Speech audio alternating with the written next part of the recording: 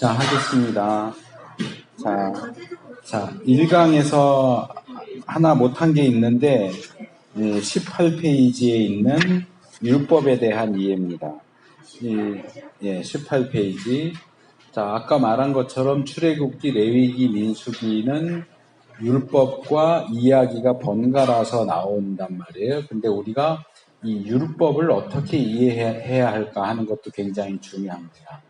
근데 일단 이 율법이 이제 히브리어로 토라예요. 토라. 아마 들어보셨을 거예요. 근데 이 토라를 율법이라고 번역한 것 자체가 상당히 문제가 많습니다. 토라는 법이 아니에요. 그러니까 우리가 이것을 율법이라고 이해하는 순간 이건 법, 무슨 교통법규처럼 이거 지켜야 하는 거고 지키지 않으면 벌 받고 이런 개념, 이제 그게 없는 건 아니지만 토라는 법이라는 개념보다는 지시사항이에요. 지시사항. 그러니까 저는 이걸 설명할 때 사용설명서 이렇게 얘기를 해요. 사용설명서. 자, 기계가 비싸고 좋은 것일수록 사용법에 따라서 사용을 해야 돼요. 마구잡이로 하면 고장납니다. 옛날 거는 말 안 들으면 이렇게 쳐야 돼요. 일단 그렇죠. TV가 됐든 라디오가 됐든 치면 접속 안 됐던 게 어떻게 돼서 나오긴 하지만 요즘 비싼 기기는 그렇게 치면 고장나요. 이 사용 방법에 따라서 사용을 해야 되는데 인간을 만드신 하나님께서 인간이 어떻게 살아야 하는지, 하나님 앞에서 어떻게 살아야 되는지에 대한 지시사항을 적어 놓은 것이 율법이에요. 토라예요. 근데 우린 그걸 자꾸 법으로만 생각을 해요. 그거는 굉장히 치우친 견해예요. 그래서 이제 신학에서 율법을 어떻게 이해하느냐가 이제 3단계 정도가 되는데, 제일 처음에 이제 알트라는 비평주의 학자가 이 이분법을 제시했습니다. 이분법은 뭐냐면 율법을 2종류로 나누는 거예요. 하나는 조건법, 하나는 필연법. 이게 조건법은 뭐냐 하면 조건이 붙어 있는 법이에요. 그러니까 도적질을 한다면 이렇게 한다. 만약 뭐뭐 한다면, 이게 이제 율법도 읽어보면 그런 내용들이 나와요. 이렇게 조건이 붙어 있는. 그리고 어떤 것은 조건이 붙어 있지가 않아요. 그냥 무조건 나오는. 우상 만들지 말아라. 우상 섬기지 말아라. 뭐 이런 거. 그건 이제 그게 필연법이라고 하는 거예요. 그래서 이런 율법을 이해하는데 조건이 붙어 있느냐, 조건이 붙어 있지 않느냐, 이것도 이제 율법 이해하는데 어느 정도는 도움이 되지만 그렇게 중요한 내용은 아니고, 그 다음에 나온 게 삼분법이에요. 율법을 3수로 나누는 거예요. 이게 학계에서도 교회 안에서도 일반적으로 가르쳐지는 내용입니다. 그게 뭐냐 하면 아마 들어보셨을 텐데 율법을 제의법 또는 의식법, 제사법, 시민법, 민법이죠. 시민법, 그 다음에 도덕법 이렇게 나누는 거예요.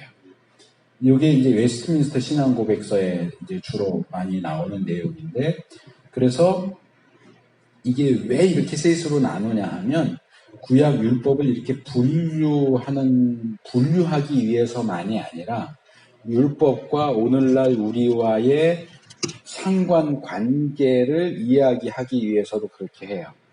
그래서 제사법과 시민법은 예수님이 오심으로써 완성됐다. 그렇기 때문에 우리하고는 더 이상 관계가 없다. 제사와 관련된 법, 그 다음에 이스라엘 민족 그 사회 안에서 지켜지는 법, 뭐 거짓말을 했을 때는 어떻게 하고, 뭐 사람을 죽였을 때는 어떻게 하고, 뭐 이런 거, 그건 오늘날 우리하고는 관계가 없고 도덕법만 우리와 관계가 있다. 그 도덕법의 대표적인 것이 십계명. 십계명은 지금도 지켜야 된다. 근데 제사법 지키지 않아도 돼. 시민법 지키지 않아도 돼. 이게 이제 교회 안에서 일반적으로 율법에 대해서 가르치는 내용인데, 이게 사실은 굉장히 문제가 많아요. 이제 제가 신대원 다닐 때 MDB 논문을 이걸로 썼거든요. 이제 제목이 좀 길지만 안식일과 11조를 통해서 본 율법의 연속성과 불연속성. 길죠. 그러니까 율법을 3분법으로 볼 것이냐, 이 뒤에 넘어가면 이게 이제 세 번째 연속성과 불연속성이라고 나오죠. 20페이지에. 그래서 3분법이 한계가 있고 문제가 많기 때문에 그 다음에 나온 게 율법을 연속성과 불연속성으로 봐야 된다. 이건 뭐냐 하면 모든 율법은 어느 건 폐지됐으니까 상관없고 어느 건 그대로니까 지켜야 되고 이게 아니고 모든 율법은 우리가 여전히 지켜야 하는 연속적인 측면을 가지고 있는가 하면 지키지 않아도 되는 불연속적인 측면을 가지고 있다. 예를 들어서 번제. 우리는 지금 번제 규례에 있는 내용처럼 그대로 짐승을 잡아서 태워서 드리지 않아요. 그건 번제 법이 가지고 있는 불연속적인 부분이에요. 그러면 번제가 우리랑 아무 상관이 없느냐? 그렇지 않아요. 번제 그럴 때 번제가 의미하는 대표적인 게 뭐예요? 헌신이죠. 헌신. 100%의 헌신. 우리의 예배 속에는 헌신이 있어야 돼. 그게 번제가 우리에게 가르쳐주는 교훈이고 번제 규례가 가지고 있는 연속성이에요. 소제는 뭘까요? 소제는 감사 내지는 희생이에요.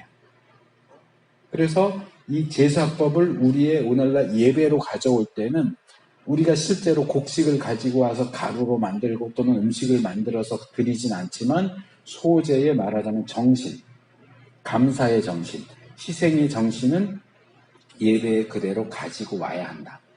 이건 연속적인 부분. 그대로 안 하는 것은 불연속적인 부분.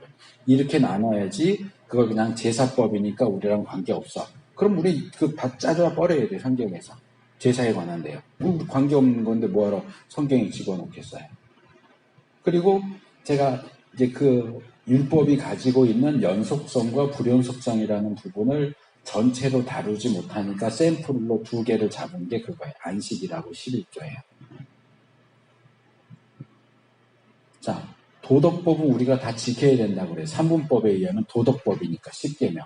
근데 10계명 가운데 안식일이 들어있어요. 근데 우리 안식일 지켜야 안 지켜요? 안 지키잖아요. 대신 주일을 지키죠. 근데 주일이 안식일이에요? 주일은 주일이고 안식일은 안식일이죠.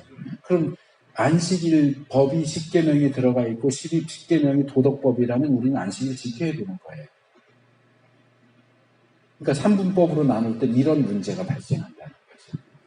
근데 이 초대교회부터 쭉 내려올 때도 안식일과 주일의 관계가 언급이 안 되고 있다가 제가 알기로는 웨스트민스터 신앙고백서에서 갑자기 안식일이 주일이 됐다라고 하는 내용이 나와요. 그래서 대부분의 목사님들이 안식이 주일이 된 거고 그래서 우리가 주일을 지키는 것은 곧 안식일을 지키는 거다. 그러니까 전혀 문제가 없다. 이렇게 얘기하는데 안식일이 주일이 된 적이 없어요. 안식일과 주일은 전혀 딴 날이에요. 그러나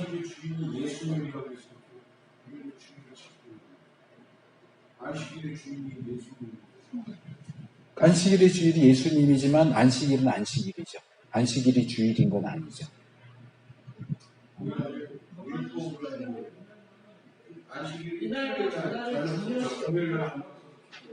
이제 신약으로 오면 결국 어느 한 날이 중요한 것은 아니다라고 하지만 그래도 주일날 모여서 예배를 드렸어요. 왜냐하면 주일은 예수님의 부활을 기념하는 날이에요.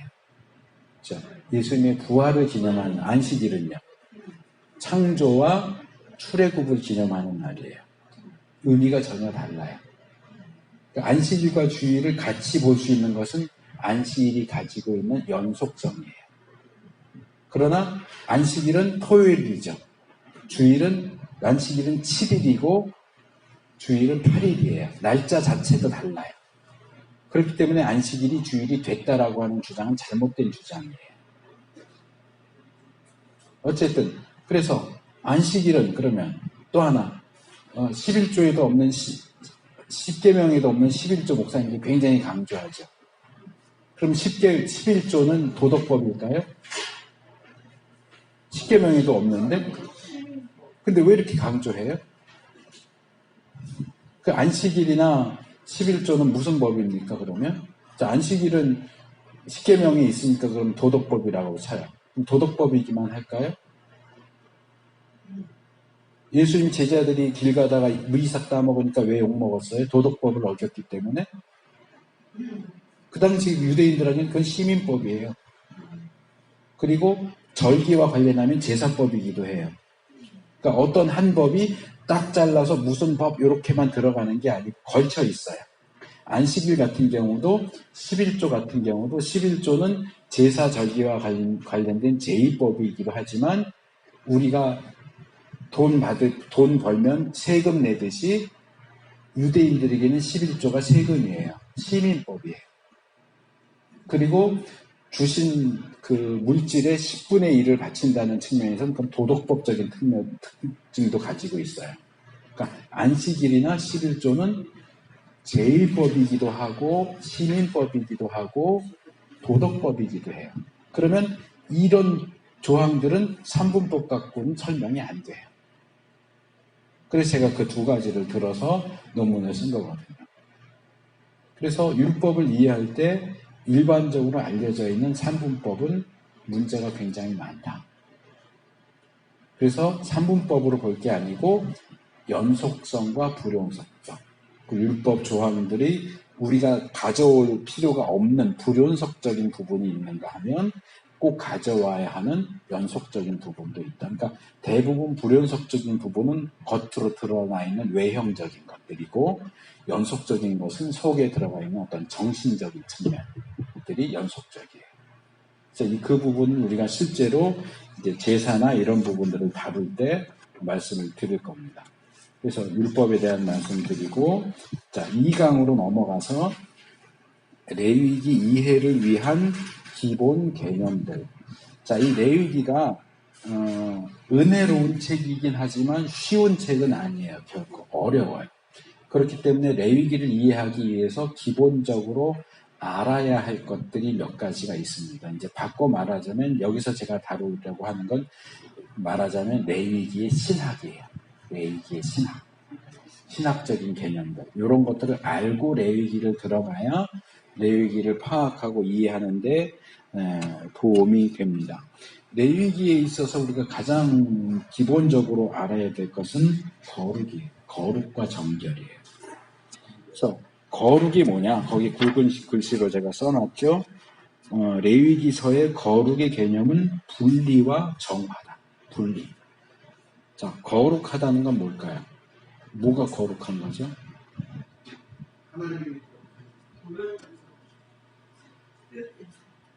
자, 제가 지금 표현하는 단어를 좀 주의 깊게 정확하게 기억을 하시는 게 필요합니다. 자, 거룩을 이야기할 때 절대적으로 거룩한 것은 오직 하나밖에 없습니다. 하나님. 하나님만이 절대적으로 거룩합니다.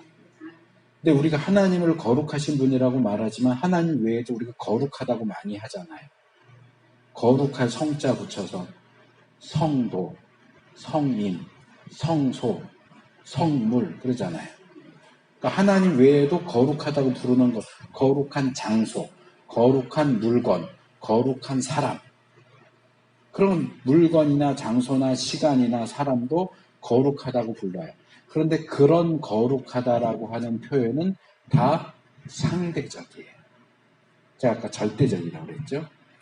하나님만이 절대적으로 100% 완벽하게 거룩한 분이고 그 외에 거룩하다라고 하는 것은 절대적으로 거룩한 게 아니에요. 상대적으로 거룩해요. 어떻게?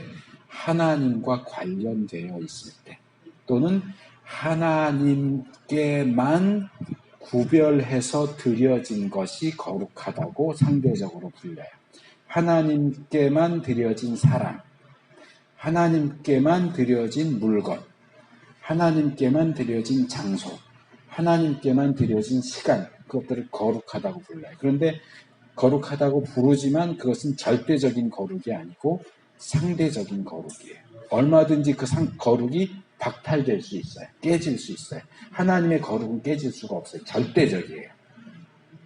그래서 하나님만 절대적으로 거룩하고 그 외의 모든 것들을 우리가 거룩하다고 할 때는 일반적인 것과 구분되어서 분리되어서 하나님께 드려졌을 경우에만 거룩하다고 그래요. 이것은 오늘날 교회하고는 좀 안 맞는 부분이긴 하지만 그래도 그냥 일반적인 표현을 써서 제가 얘기를 할게요. 자, 여기 테이블이 있어요. 우리가 보통 교회에다 이렇게 놓고 쓰는 물건들을 뭐라고 불러요? 성물이라고 불러요. 그건 한문 표현이고 풀어서 말하면 거룩한 물건이죠. 자, 이 거룩한 물건은 언제부터 거룩했습니까?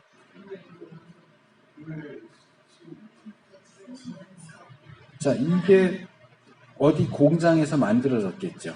공장에서 만들어진 수많은 테이블 중에 어떤 것은 식당에 팔려나가고, 그래서 어떤 건 학교에 팔려나가고, 어느 건 교회에 팔려나갔어요. 그래서 교회에 팔려진 이 테이블이 예배당에서 예배드리기 위한 물건으로서 구별되어서 드려졌을 때 이건 거룩한 물건이 돼요. 그러나 똑같은 공장에서 만들어진 똑같은 테이블이 식당에서 쓰여지면 그건 성물이 아니에요. 그냥 테이블이에요. 그런데 이거 쓰다가 만약에 이거 이제 다른 걸로 바꿨으니까 갖다 쓰실래요? 그래서 식당 하는 분이 이걸 가져가서 식당에서 써요. 그럼 거기서도 이게 성물일까요? 아니에요. 그러니까 상대적인 개념이란 말이에요. 그래서 이 구별, 그리고 또 하나는 정화죠. 이 정화는 정결하게 만든다는 거예요. 물론 이제 교회에서는 그 개념은 없어요. 이건 우리가 이제 뒤에 레위기 8장, 9장, 8장에 가면 더 살펴볼 내용들이에요. 자,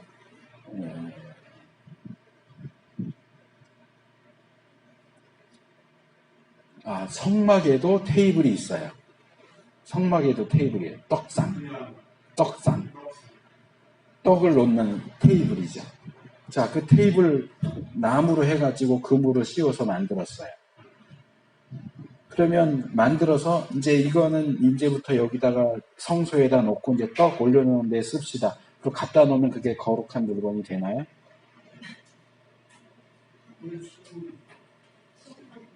그럼 언제부터 거룩한 물건이 되나요? 성막에 갖다 놨다고요. 그러니까 만들어서 이거 이제 하나님께만 쓰는 진설병 놓는 데 씁시다. 그럼 갖다 놨어요. 그럼 성물이 되냐고. 교회적으로 말하면 그렇게 되잖아요. 사가지고 여기다 갖다 놓고 이제 여기다 씁시다 하면 이제 성물이라고 이제 부르는 물건이 되지만 성막의 경우도 그러냐고요. 성막의 경우에 테이블을 만들어서 이건 이제 떡상용으로 씁시다 해서 성소에 갖다 놨어요. 그럼 성물이 되나요? 갖다 놓는 것만으로? 구별만으로 되냐고요. 성경 좀 읽으세요. 레위기 8장에 보면 레위기 8장이 뭐예요? 제사장 위임식이에요. 제사장 위임 8장 9장 보면 제사장을 거룩하게 구별해서 제사장으로 만든다. 거룩한 사람으로 만드는 거고요. 그 다음에는 성막에 있는 성막 기구들을 구별해서 거룩한 물건으로 만드는 과정이 나와요. 그게 뭐예요? 관유를 바르는 거예요. 관유, 거룩한 기름. 기름을 발라야 돼요. 그냥 갖다 놓는다고 거룩하게 되는 게 아니에요. 그 기름을 바르는 과정이 정화란 말이에요. 정화. 자, 레위기에 나올 때 길 가다가 더러운 걸 많이 시체하고 접촉했어. 그럼 부정해지잖아요. 부정해진 사람이 정결해지려면 뭘 해야 돼요? 가만히 있으면 돼요? 아니, 씻어야 돼요. 그게 정화 과정이에요. 물로 씻든. 그래서 우리 찬송가 물가지로 날 씻든지 불 가지고 태우든지 그러잖아요. 그러니까 물이나 불을 통과해야 정결하게 돼요. 그리고 이 정결한 물건이 거룩하게 되려면 기름을 발라야 돼요. 기름이나 피. 이게 이제 이 뒤에서 나오는 건데, 그래서 이 거룩이라고 할 때는 기본적으로 네 가지 개념이 있는데, 그건 조금 뒤에서 하고 일단 거룩만 조금 더 할게요. 레위기에는 거룩이라는 단어가 152번이 나와요. 카다시. 그래서 레위기의 핵심 주제가 거룩이라 하는 것을 알 수 있고요.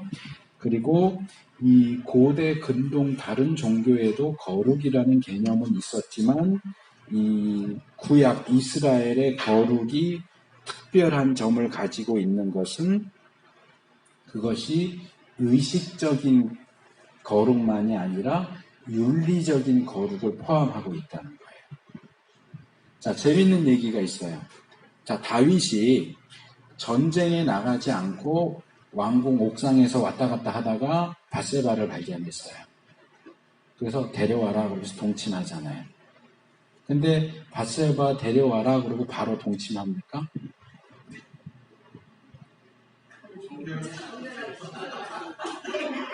정결 예식을 행합니다. 성경에 나와 있어요. 모르죠가 아니고.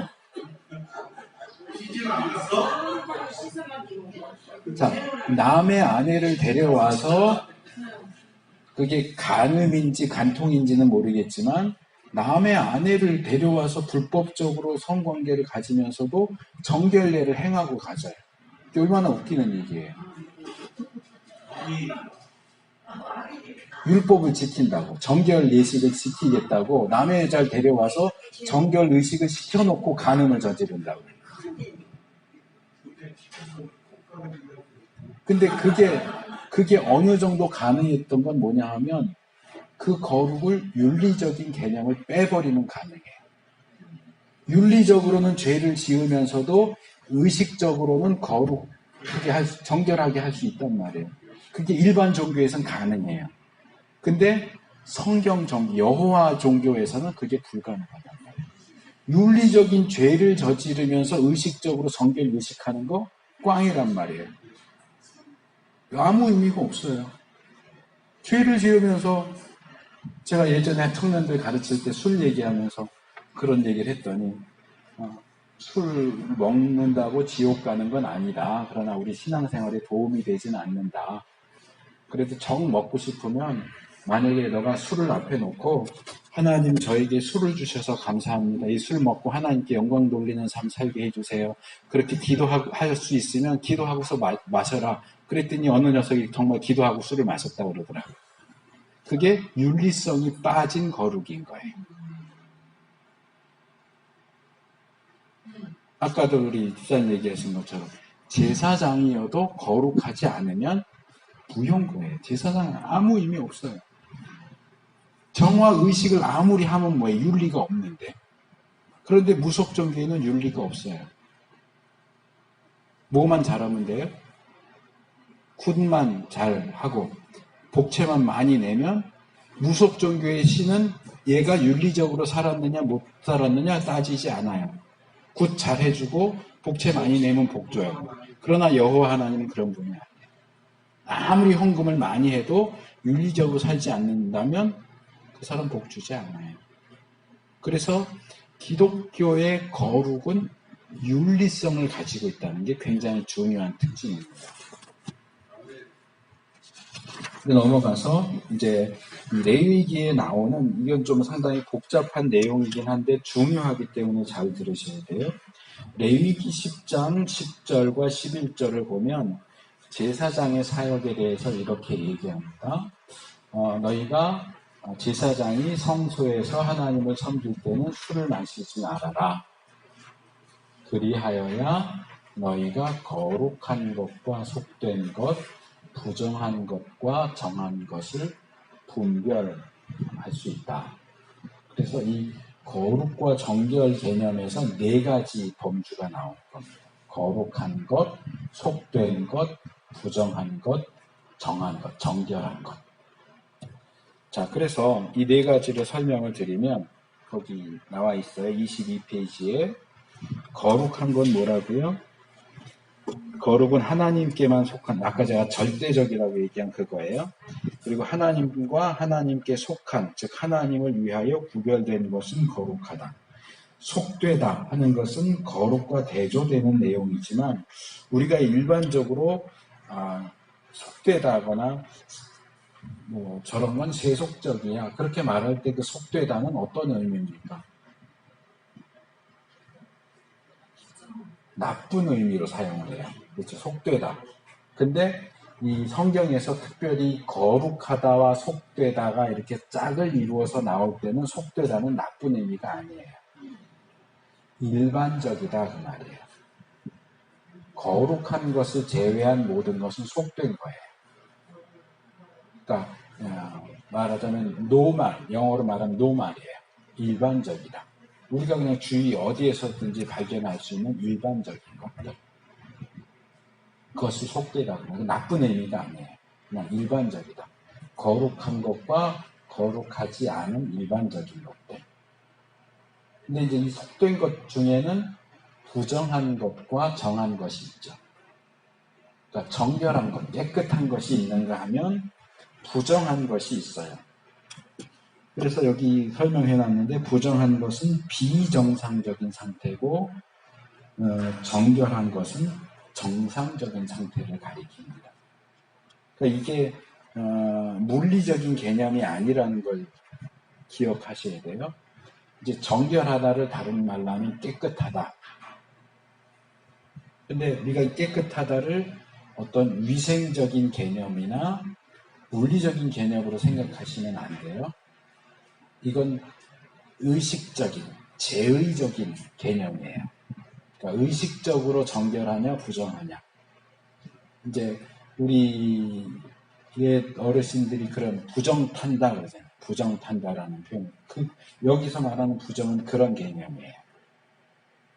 그러니까 물건 자체는 깨끗한데 여기에 무슨 더러운 게 묻어 있는 게 아닌데도 부정한 물건이 있어요. 그것을 우리가 깨끗하게 씻었냐 안 씻었냐 이것 가지고는 말할 수가 없어요. 이건 의식적인 측면이기 때문에.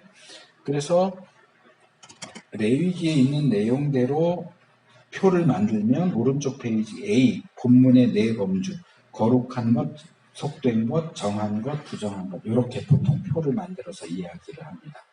근데 이제 고든 웬함이라고 하는 사람이 레위기에 있어서는 배가 안 돼요. 이분 레위기 주석이 번역돼 나왔어요. 앞에 제가 소개를 해놨고요. 그분은 그것을 세수로 만들었어요. 그래서 속된 것과 정한 것을 같은 거로 묶어버렸어요. 그래서 거룩한 것, 일반적인 것, 비정상적인 것 이렇게 세수로 나누는데 본문이 넷으로 나누고 있는데 왜냐하면 임의로 셋으로 나눴단 말이에요. 그래서 제가 보다 보니까 밀그롬이라고 하는 유대인 학자가 네 범주를 상당히 적절하게 소개를 하는데 그게 그 밑에 나와 있는 C 도표가 그거예요. 거룩한 것, 속된 것이 있고 그 밑에 정한 것, 부정한 것이 걸쳐서 있어요. 그러니까 정결한 것 중에는 거룩한 것도 있고 속된 것도 있고 부정한 것은 속된 것 중에 부정한 것이 있지만 속된 것은 다 부정한 건 아니에요. 속된 것에 속하지 않은 것도 부정한 것이 있어요. 그 밑에 있는 건 제가 이제 더 연구를 하면서 문제점을 좀 해결하려고 만들어 놓은 건데 그건 그냥 참고하시면 되고요.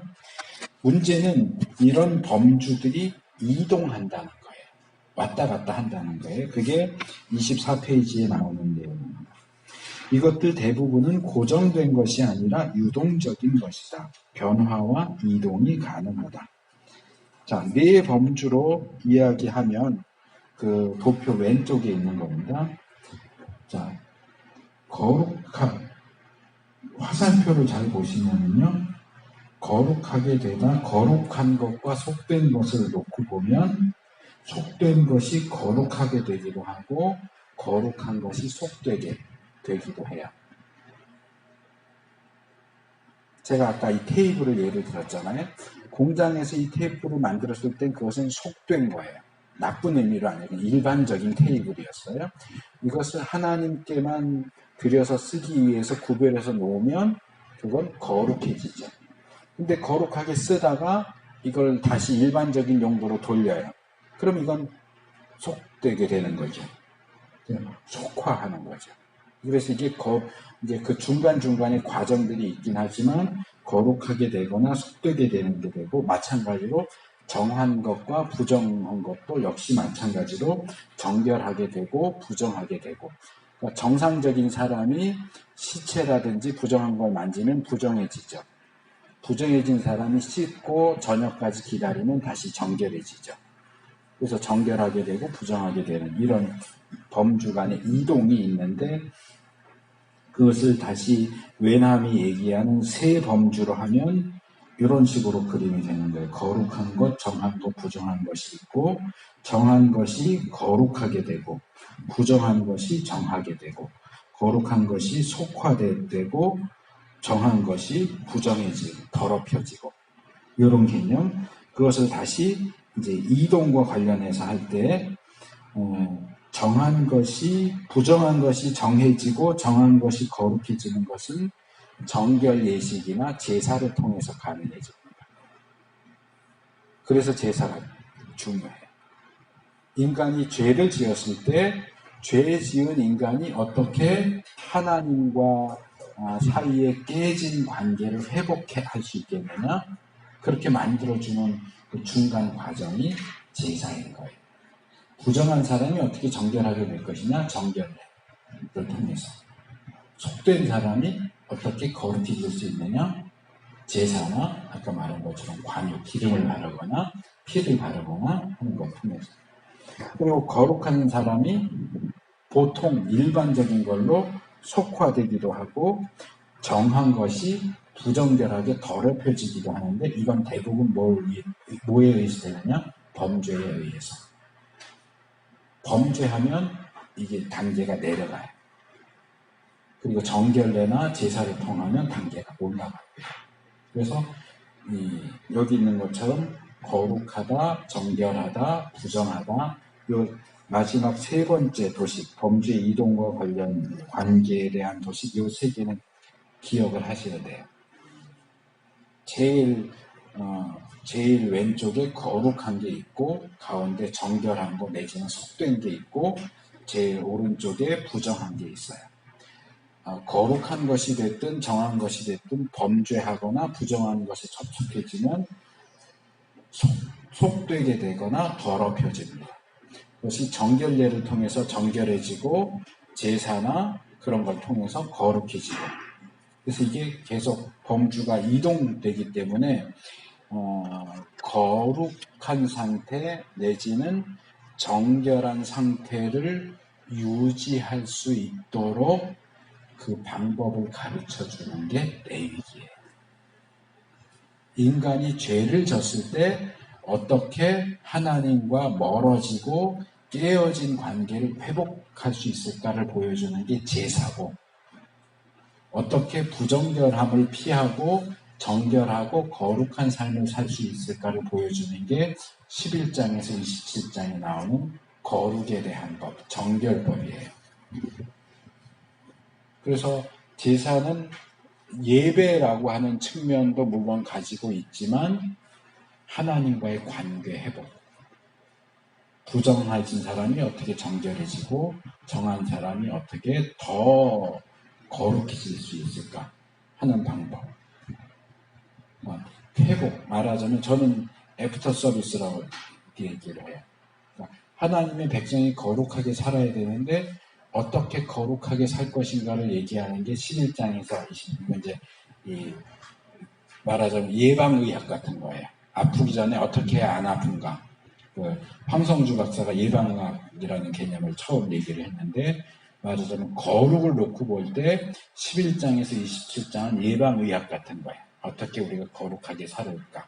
근데 그걸 잘 못해서 병이 걸렸어. 그럼 어떻게 돼요? 병원 가서 치료를 받아야 되잖아요. 그러니까 거룩을 지켜야 돼. 그것대로 지켜야 되는데 그걸 못 지켜서 거룩이 깨졌어. 그럼 어떻게 이 거룩을 회복할 것인가? 그게 제사인 거예요. 사후 조치죠. 뒤에 건 사전 조치가 뒤에 나오고 사후 조치는 앞에 나오고 1장에서 7장은 사후 조치, 11장에서 27장은 사전 조치. 그리고 그 두 개에 있어서 가장 중요한 역할을 하는 것은 제사장. 8, 9, 10장 제사장에 대한 내용. 이렇게 이제 구조가 되는 거죠. 그래서 정결도 마찬가지입니다. 그래서 세상에 있는 모든 것들은 이 거룩, 정결, 부정결 개념으로 해서 다 구분이 돼요. 오른쪽 페이지 보시면 밑에서 두 번째 정결 규례 1번 있죠. 사람, 동물, 새들, 공간. 사람은 이렇게 구분이 돼요. 거룩한 존재 제사장, 정결한 존재 이스라엘, 부정한 존재 이방인. 이해되세요? 어떻게 이렇게 구분이 되는지. 짐승의 경우 하나님께 드릴 수 있는 제물은 거룩한 거고 그 외에 먹을 수 있는 것은 정결한 짐승이고 먹을 수 없는 것은 부정한 짐승이에요. 공간도 마찬가지예요. 언약궤가 있는 지성소는 거룩한 공간, 사실은 다 거룩하지만 성막은 말하자면 정결한 공간, 성막 바깥도 이스라엘 진영이 있고 이스라엘 진영 바깥에 이방인 진영이 있죠. 그러면 이제 3단계 아니라 4단계, 5단계 이렇게 나눠지기도 하는데 이렇게 공간도 나눠지고 시간도 절기에 해갖고 하면 이렇게 나눌 수가 있죠. 그래서 이걸 다시 제사장, 이스라엘, 이방 나라들 밑에 칸 보시면 거룩에 가까운 쪽은 흰색으로 부정한 쪽은 더 검은색으로 이렇게 중간은 중간 색깔 표시를 해놨어요. 거룩에서부터 내려오는 거예요. 제사장, 이스라엘, 이방 나라. 제물로 쓰는 동물, 정한 동물, 부정한 동물. 그런 식으로 이제 구분을 합니다. 그래서 이게 이제 음식법, 11장의 음식법을 이해하는 데 있어서도 중요하고, 페이지 넘어가서 26장에 있는 제일 첫 번째 도식은 이걸 5단계로 다시 나눈 거예요. 근데 기본적으로 같은 내용이에요. 나머지 도표는 그냥 보시고요. 그래서 신약 복음서나 서신서를 읽을 때도 이런 거룩과 정결에 대한 규례를 아는 것은 굉장히 중요합니다. 예를 들어서 12회를 혈루증 앓던 여인이 예수님을 만져서 거룩하게 되죠. 정결하게 되죠. 이게 구약 정결법을 완전히 뒤집어 엎는 사건이에요. 원래 부정한 사람은 정결한 사람 접촉하면 안 돼요. 법으로 금지가 되어 있어요. 그리고 부정한 사람이 정결한 사람을 만지면 그 부정이 정결한 사람에게 옮아가요.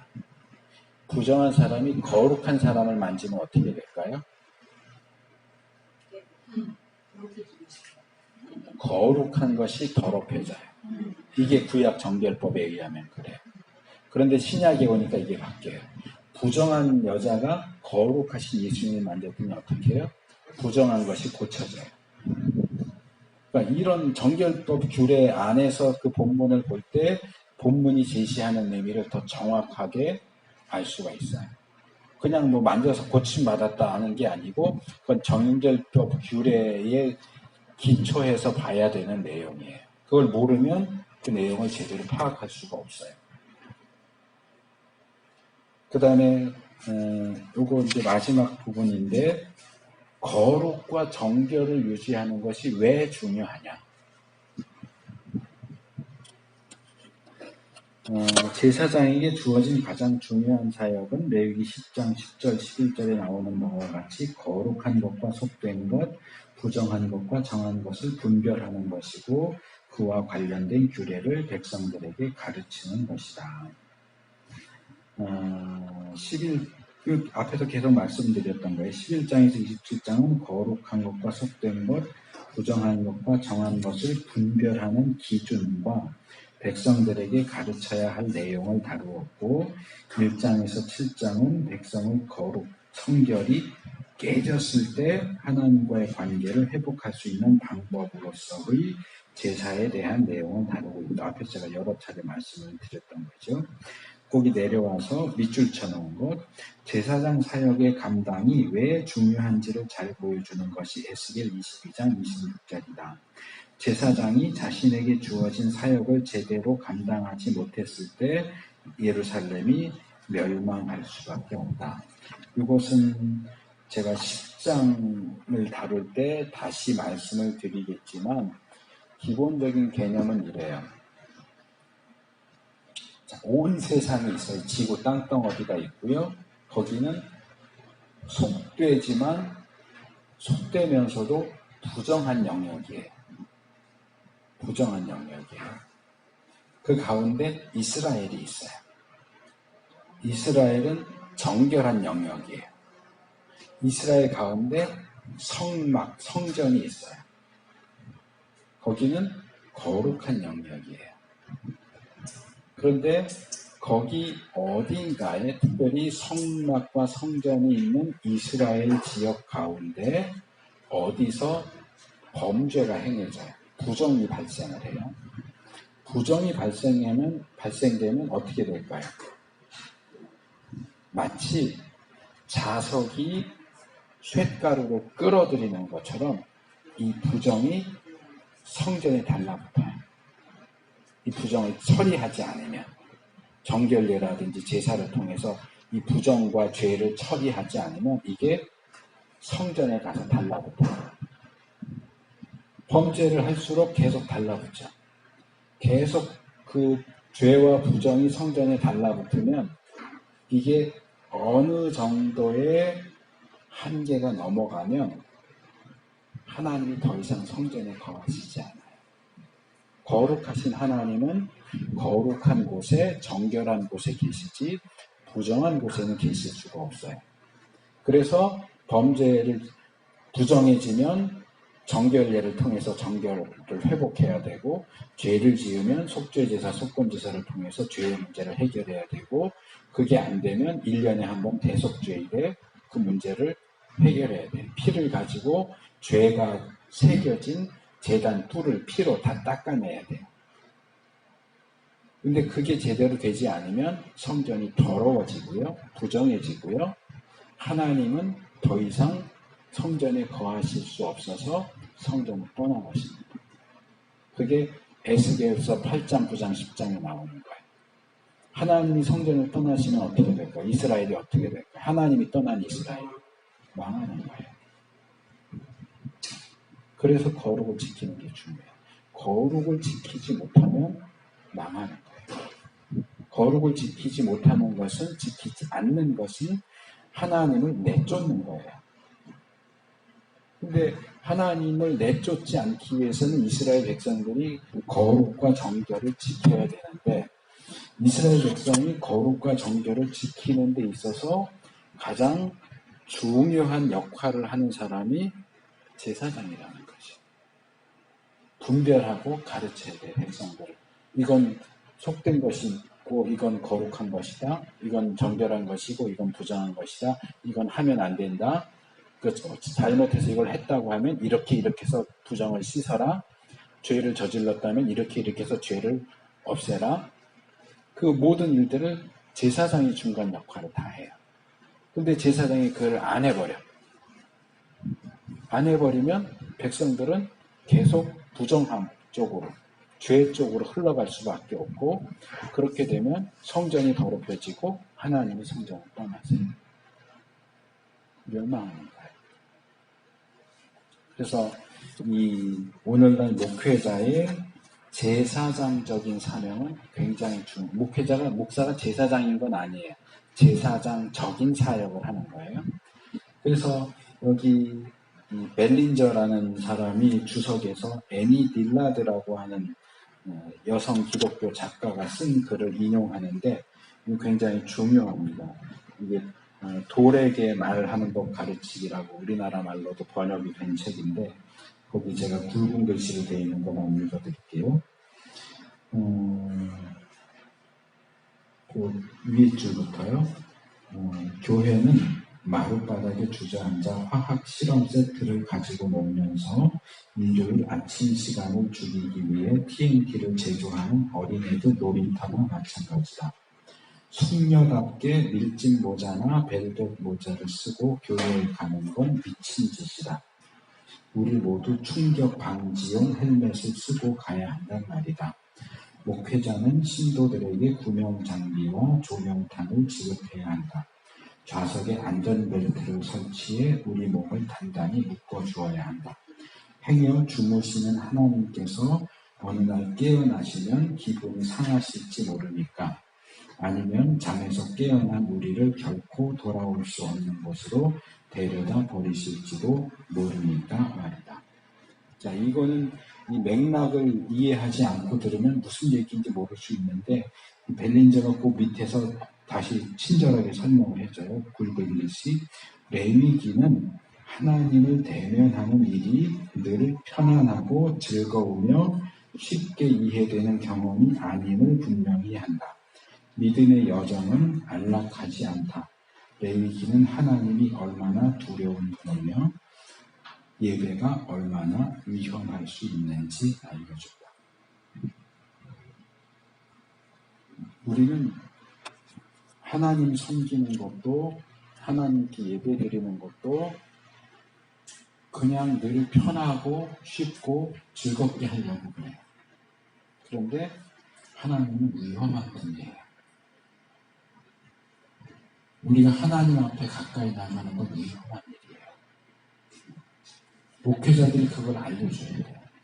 목회자 자신이 그걸 알아야 돼요. 근데 그 두려우신 하나님 앞에 성도들을 세우지 않고 주일마다 쇼를 하고 있어요. 여기 주무신다는 표현을 썼지만 하나님이 혹시라도 주무시다가 깨면 정말 기함을 할 일이에요. 예수님이 성전에 가서 채찍 만들어서 사람들을 내쫓고 산을 다 뒤집어 엎으신 것 같은 일들을 하실 수밖에 없어요. 얼마나 우리가 조심스러운 마음으로 교회에 나오고 예배에 참석해야 하는지 몰라요. 근데 다 놀이상에서 나와요. 하나님은 사랑이시니까. 물론 하나님 사랑이시죠. 그리고 공의로우신 분이시고 거룩하십니다. 우리가 신앙생활을 하지 않고 신앙 놀이를 하고 있다면 언제 우리 한가운데서 폭탄이 터질지 알 수가 없어요.